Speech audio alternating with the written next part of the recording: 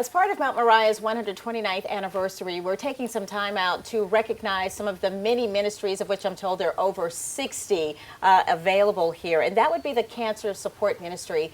And joining me are Tiffany Williams and Erin Bells. Ladies, thank you for joining me today. Thank you. you. We do appreciate it. Now, Tiffany, when was the Cancer Ministry founded and who founded it?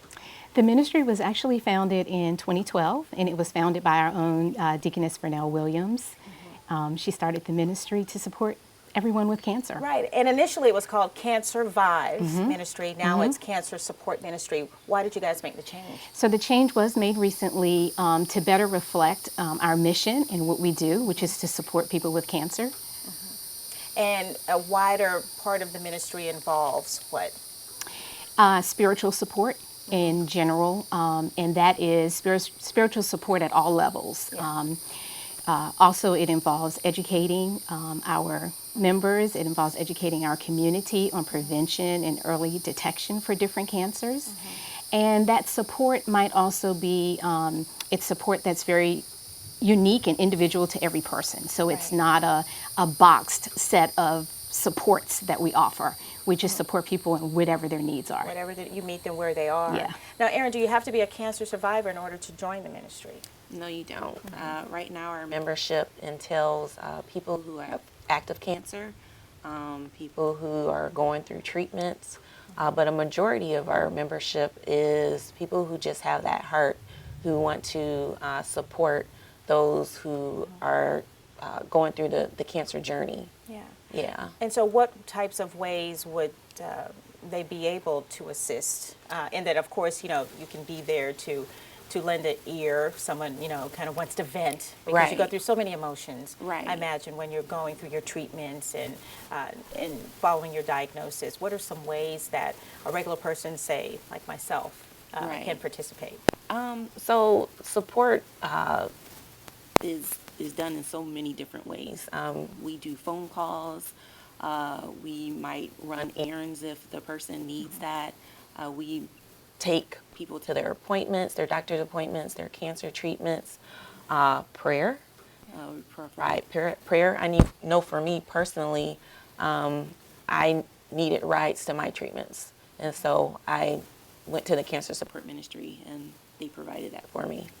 Yes. And so I guess the main thing, because I think one of the biggest battles that anyone can go through is a diagnosis. It tests your mettle, first of all. And most importantly, it definitely puts your faith to the test, right? Yes, it does. Yes. And so the larger your tribe can be to help and get you through that, I think it's the better. But you have some folks who necessarily, they want to make this a more private journey. Is that not the case sometimes? It is, especially in our community. There's a lot of stigma around having a cancer diagnosis, and so a lot of times people want to keep that very close to them for different reasons.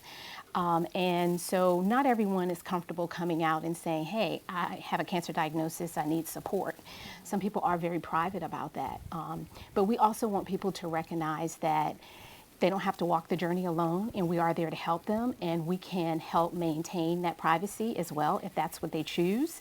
We, keep their confidence with that. Not everyone is as comfortable sharing their story like Erin and I have and do. But any level of the spectrum, any place within the spectrum, you can, participate. Okay. And Erin, of course, you guys, and you're participating because it's a personal issue for you, right? Yes. So tell us a little bit why you chose to step up and help others, even in the midst of your own. Well, it was really, it was not what led me, but who led me. Deaconess Darlene Gaffney was there. I reached out to her when I first got my diagnosis because I knew she was a breast cancer survivor and that she was involved with the ministry. And we didn't know each other personally, but when we met for the first time, it clicked, and she was there from the beginning and up until now. She provided the support as far as just being a phone call away. She provided the transportation that I had mentioned earlier, and she was just She was always there. I knew that I had someone there that I could just pick up the phone and call if I needed. And for me, I'm not from South Carolina. My family is not here. So she became part of my family by doing that. Yeah. Yeah. Awesome. And Tiffany, for you? And so my story is a little different in that my background is in healthcare, and as a nurse, I've worked with people who have gotten terminal illness diagnoses, and seeing the struggle that our community has with sharing and disclosing that, and really sometimes suffering in silence. And when I was diagnosed, I wanted to be a face for multiple myeloma, because I believe that my story, if it can help provide hope or encourage someone else, then I find a little bit of meaning in it. And so joining the cancer support ministry was an important step for me, to another platform for me to be able to offer that hope to other people who are diagnosed. Now, with that being said, and with you being in the health industry, why is it such a silence in the Black community especially? Why do we want to keep things private? Why do we not want to talk about our diagnosis, especially if a conversation can help others and draw others in to go get tested, to make sure that they're going to their annual appointments? Why is there such a stigma? And so I don't think there's one single answer, but one of the more common things that I have seen around the just the shame and blame, there is a big history, just a strong history in that, in our community around that you did something wrong, and that's what caused you to be sick, be it cancer or any other type of illness. And then also, I didn't pray hard enough. If I only pray hard enough, then I won't be sick, or this cancer will be gone and I'll be cured of it. Yeah. And so I think that there's a lot of conflict around spirituality and cancer, spirituality and illness, and I don't think we talk about it enough. And do you agree with that? I do. I do. I know that for me, I didn't share my diagnosis with really anyone. And it wasn't so much of me wondering, I guess it was, what did I do wrong? Like, how did I get to this point? I was just feeling fine yesterday, so why is this going on? But I also knew that I wasn't going to be able to do it by myself. So I just had to basically put my personal feelings to the side and reach out because I knew that God put me in this place for a reason.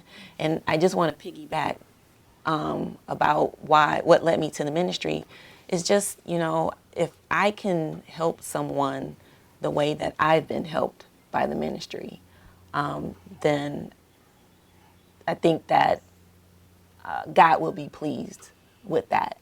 I think that the mere fact that you're recognizing that He put that on your heart, anyway, the mere fact that it was a thought. Right. I went from where I didn't want to share it to now I'm doing the faith over fear event and just, giving my testimony. Yeah. And by doing that, you don't realize how many people you reach, and I don't need to know, it doesn't have to be communicated to me personally, but. Hello. Hello. It's fine. It happens. God's creatures are all part of the conversation. That was God right there. That was God. He was like, "Go, girl. You got it. You're doing good." Yeah. But anyway, no. I just the fact that we are reaching people, and I think that that's just an awesome thing. Absolutely. And I'd like to piggyback on something too that Erin said about she realized she couldn't do it by herself. And I think that was a big part for me coming out with my diagnosis early as well, because I knew that the energy that it was going to take for me to keep it a secret, I needed that energy to get better. Yeah. I needed to put that energy in my treatment and in recovery. Yeah. Awesome. I understand. And let's talk about the specific types of cancer. I mean, do you guys support the umbrella of all that is out there, or are there any that you're particularly focusing on? So we support all cancers. But we do have events that focus on a couple of the cancers that are more prominent with males and females. So colon cancer, in March we have our congregation dressed in blue.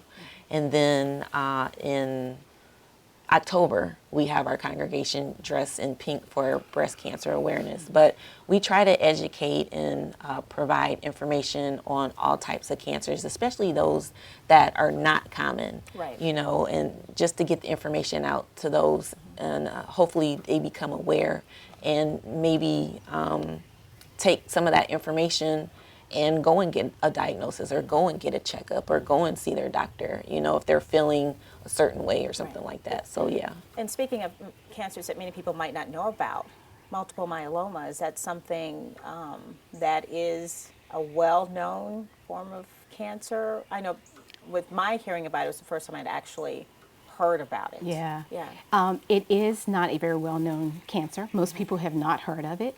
Even as a nurse, for 20 some odd years when I was diagnosed, I had not heard of it in the sense of really understanding it. I might have heard it and not remembered it, that type of thing. It is not very well known, but I will say that since I have been giving voice to it, I can't tell you the number of people who now make the connection, and when they have a family member or a neighbor or someone who receives that diagnosis, they connect them with me because of it. Okay. Now, do you do any community outreach? Yes. We do a lot of community outreach. As far as going in and, like, say what Tiffany would do, would talk about multiple myeloma or encourage people to get tested, like for colon cancer and things of that nature. Right. Giving them information.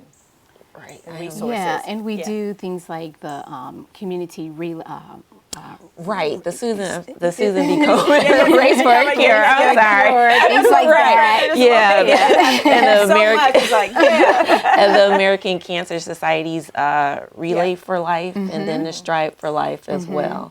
Yeah. Now, has the pandemic kind of hurt that over the past year, any of your outreach efforts?